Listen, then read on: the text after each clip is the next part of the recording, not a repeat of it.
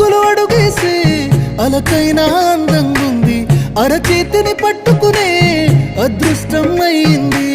నీ మాటలు వినకుండా కొనుకైనా రానంటుంది, నువ్వు ఎదురుగా నిలబడితే ఏదేదో అవుతుంది. ఓ పలుకుల చిలకమ్మ, నేను కోరిన ఈ జన్మ, మాట్లాడే సిరిబొమ్మ, నా బతుకంతా నీకమ్మా.